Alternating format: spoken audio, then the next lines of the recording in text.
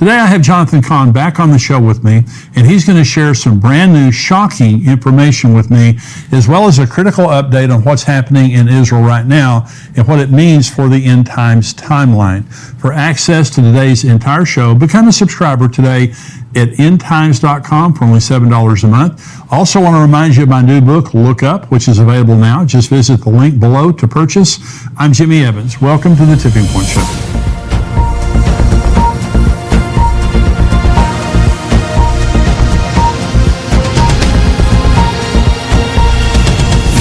You said that something happened last year, which was a Shemitah year, that continues the mystery of the Shemitah. Yeah.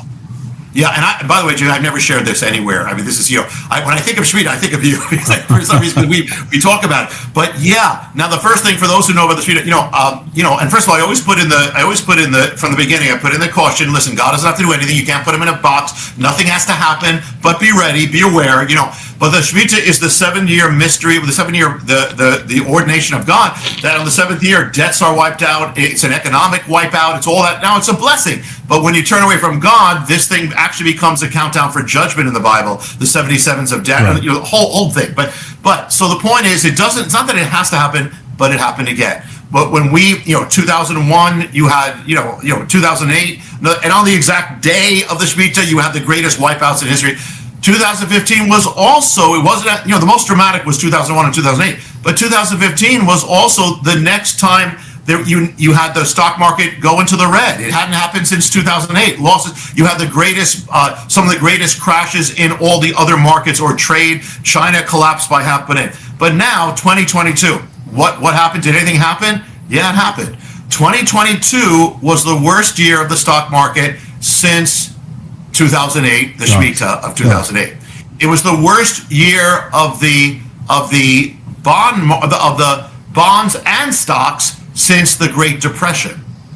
It was the worst. Think about it. It was the worst year in the bond market. Okay, usually if the stock market crashes, the bond market will stay. Yeah. Bond markets are so, but this year both of them crashed, and it was the worst year for the bond market in the history of the bond market. Oh my God! This Shemitah absolutely was the worst year ever. It was the worst year of stocks and bonds combined, the global market in history as well. Lost about $30 trillion. The markets like the NASDAQ and the S&P were down 20%, 30%. People don't realize it was, and you had the Bitcoin crash. You had, it was one of the, some people said it was the worst year ever because it affected everything. But yeah, it happened again. And the Shemitah began in 2021 in September.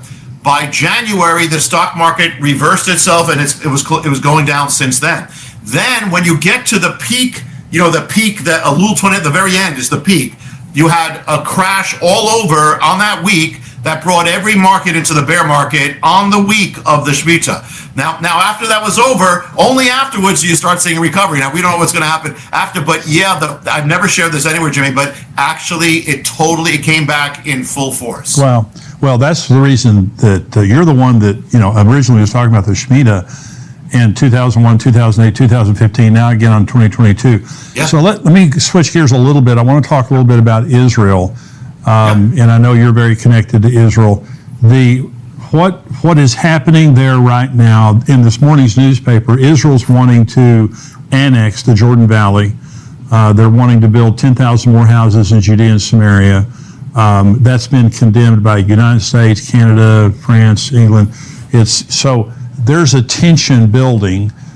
Joel chapter 3, God says, in those days at that same time when I bring back the captives of Judah and Jerusalem, I'm going to enter into the judgment with the nations in the valley of Jehoshaphat for the way they've treated my heritage, my people Israel, and they've divided up my land. And so this is something that we see happening, the division of the land of Israel, which ultimately Armageddon is about Jerusalem. Armageddon is about the division of the land of Israel. Okay, and there's going to be the worldwide outcry against Israel because they're not going to give up Jerusalem. I don't believe they ever will. But what do you see right now in current events in Israel? What do you think is happening related to the end times? Well, one is exactly what you say, that the controversy over Israel never ends. And here is a the Jewish people said, if we could just get back to Israel all our problems will be solved. The reason why the world hates us is because we don't have a nation. We're not like the others. Once we get back, we're going to have peace. Well, the Bible says something very different, Yeah. and that's what happened. So it never stops. I mean, since you and I probably were kids, it's always, there's never a time that Israel is not out of controversy. That's amazing. I mean, how many other stories are like that? I mean, the Cold War is gone. Yeah. But look at that. It's still the same. And it's progressed. So yeah, that's one thing that what the Bible says. The other, and as you said, the end game is Jerusalem. Jerusalem is always the center of all this. Now in the time of, I don't know if you've been there recently, Jimmy, but I'm sure you have. We were there in But, December, one of the last things December. Yeah. Okay, yeah, and one of the things that I don't know if you noticed it, I noticed it, but when I first came, when I would go on the Temple Mount, there was like you couldn't have the slightest thing. I mean, they're still very tough, but you couldn't do it. But now we've actually prayed on the top. There are actually Jewish people praying on the top. They've kind of lightened up, and there's more and more talk about even in the Knesset, and even about the possibility of restoring the Temple Mount, which is ultimately what it has to be for prophecy to come true. Right. So things have never stopped with that. It's almost like a spotlight. First, the spotlight's on Israel, then it's got to go into Jerusalem, which it has. Then it's got to go to the Temple Mount, right. And there's more and more talk about that. There's been more and more action on that. The fact that even what we saw with Donald Trump, and we cannot minimize that to any degree. What he did was historic and was gigantic. Absolutely. And was prophetic. It was the first time a world leader since ancient times specifically recognized Jerusalem for the Jewish people. Yeah. And so this is and by the way, let me throw something in out of it. But I wrote the book called The Oracle about that. But one thing about that is that to America, Trump, and we'll see what happens in this election, but America, Trump is a Jehu in every way, and as we spoke. To Israel, he's a Cyrus, right. Because he did what he did. But the interesting thing is, remember it says Cyrus, it says after 70 years, it was his first year, he came to world power in his first year. After 70 years, he recognized Jerusalem, he told them he could go back, build the house. Well, when you look at there's a date that actually the world separated Jerusalem from Israel. Was actually the date when the United Nations voted that they would have an Israel again, but they separated Jerusalem legally right. In that same day in November with that declaration. So ever since then, legally, the entire world, including the United States, said no Jerusalem for Israel. Well, that lasted until Trump did what he did. Yes. Now, when you take the Hebrew calendar from the day of that UN decision, the separation of Jerusalem, you take 70 years, says 70 years, and it says in the Bible, after 70 years, then Cyrus issued the proclamation. The day after that, you take 70 years exactly, day after is the day that Trump issued the declaration of Jerusalem. So God has his way, and no matter what happens, no matter what the world says, no matter what the United Nations says, Israel is not moving, and Jerusalem is not moving. And our eyes need to be on the Temple Mount, because we know it, and that is where it's all converging. Well, we were there in December, and we went through the Temple Institute. I don't know if you've ever been through there, Yes. but fascinating tour through there. And they began by saying, these are not replicas. These are not just lookalikes. These are kosher. All of the instruments, all of the musical instruments, all of the wardrobe for the priest, these are all kosher, and these will be used in the third temple. And one of the things that was very interesting, Rabbi, when we were leaving, the last thing we saw was a replica of the Ark of the Covenant. And they said, we know the location of the Ark, and when the time comes, we'll go get it. And so what I believe was that when you look at, I have a rabbi on the show, Mark Biltz from Washington State. Yes. But we talk about the blood moons. In 1949 and 1950, that was the Holy Land. In 1967, 68, that was the Holy City. But then in 2014 and 2015, there were also the tetrad of blood moons. I believe in 2014 and 15, it was the Holy Temple, because that's about the time that there was a tremendous increase in activity and freedom for the Jews on the Temple Mount. And I don't know the timing of this, but you know as well as I know, there's going to be a rebuilt temple. At some point in time. Let me ask you one more question before I let you go. What do you think about Iran? Obviously Ezekiel 38 and 39, we're seeing that war unfold. Now, we don't know exactly when it's going to happen. Yeah. Iran has now a hypersonic missile that can reach Israel in 400 seconds, 6.66 minutes.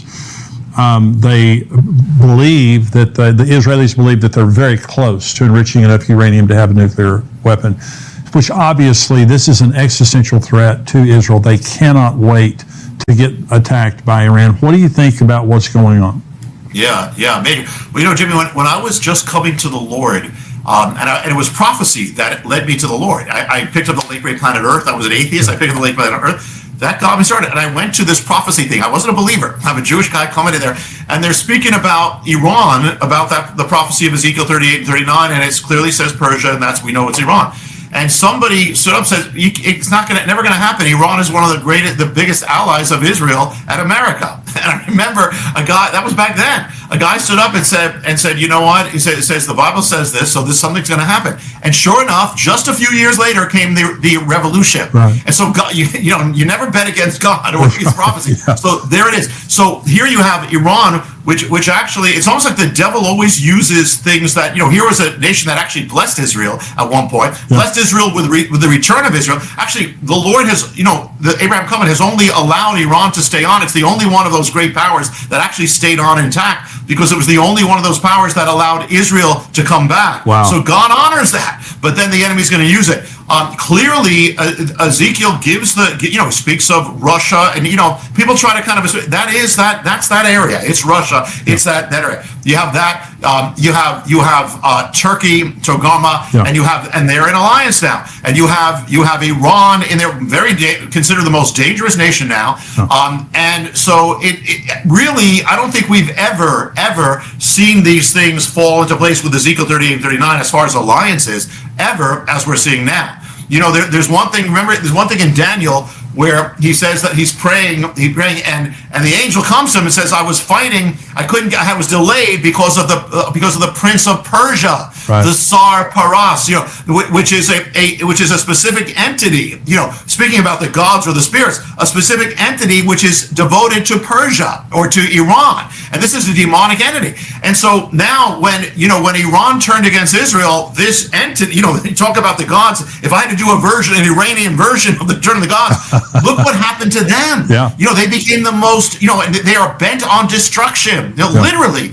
And they're the ones who are behind much of the attacks on Israel from Hezbollah, from the Gaza Strip. It's the same spirit, this prince of Persia. And so it is bent on destroying Israel. But God is bent on redeeming Israel. So not going to happen. So I believe, this is a continual. You talk about spiritual things behind the physical. There's a war between Michael and the Prince of Persia behind Netanyahu, behind all this, and it's going to go until it's fulfilled. And we know who wins. Yes, Rabbi, Return of the Gods, your newest book, Jonathan Cahn, New York Times best-selling book. You can get this anywhere. Amazon, your local bookstore. Anything else you want to say about how people can contact you? Yeah, thank you. Yeah, you can get it anywhere. I pray that people get it not just for themselves, but for people in their lives, because everybody has people in their lives who are subject big time in this, and that God would use it to free them. The other thing is that a little while back the Lord gave it the opening to have a motion picture in theaters across America. By the way, Jimmy, and I'm just saying it to the glory of God. By God's grace, when it came out, it was the number 2 movie in America, just under Doctor Strange, Marvel's Doctor Strange. So God used it. But if you missed it or you saw it, it's now streaming everywhere on Amazon Prime. If you can get the DVD. If you go to HarbingersOfThingsToCome.com, HarbingersOfThingsToCome.com, that's the name of the movie, or Amazon Prime, it's everywhere. But Jimmy, it's always a blessing to be with you. And I just heard we're going to be together with Perry, our friend Perry Stone. Yeah. That'll be a blessing too. But always a blessing for what you're doing. From the day we first met in New York City, I've always been blessed by your ministry tremendously. You're a dear friend, and you're the most brilliant end times guy I know, and I tell everybody that. Your materials are just. They freak me out. I mean, it's just, and they're so enlightening and so encouraging, but you just bring the ancient history to today and just prove God is in all these things that are happening. And we know who's going to win. Bless you, my friend. We'll see you next time. God bless you. Okay, God bless you. We have much more from Jonathan's interview on our subscription site, endtimes.com. He's going to be sharing some brand new research he has just learned about the Respect for Marriage Act. Is this demon possession that is taking place in America? Jonathan will be unpacking that and much more. To become a subscriber and see the entire show, visit endtimes.com and join us for only $7 a month. Along with the rest of today's interview, you'll get access to all of our End Times articles, shows, and teaching. Join us at endtimes.com today.